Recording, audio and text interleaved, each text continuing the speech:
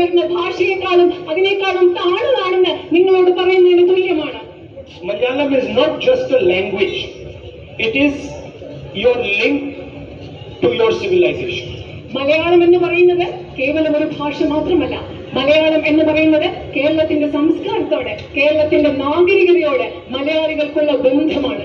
When a child is taught Malayalam, he is not just being taught how to speak, he is being taught the history of Kerala, the culture of Kerala, the affection, the respect of Kerala. That's what is being taught. ഒരു കുഞ്ഞിനെ നമ്മൾ ഉദാഹരണത്തിന് മലയാളം പഠിപ്പിക്കുമ്പോൾ ആ കുഞ്ഞിനെ വെറും ഒരു ഭാഷ മാത്രമല്ല നമ്മൾ പഠിപ്പിക്കുന്നത്. കേരളത്തിന്റെ ചരിത്രമാണ് നമ്മൾ ആ കുഞ്ഞിനെ പഠിപ്പിക്കുന്നത്. കേരളത്തിന്റെ സംസ്കാരമാണ് നമ്മൾ ആ കുഞ്ഞിനെ പഠിപ്പിക്കുന്നത്. മറ്റുള്ളവരോട് കേരളത്തിലുള്ള ബഹുമാനവും സ്നേഹവുമാണ് മലയാള ഭാഷ പഠിപ്പിക്കുന്നതിലൂടെ നമ്മുടെ കുഞ്ഞുങ്ങളെ നമ്മൾ പഠിപ്പിക്കുന്നത്.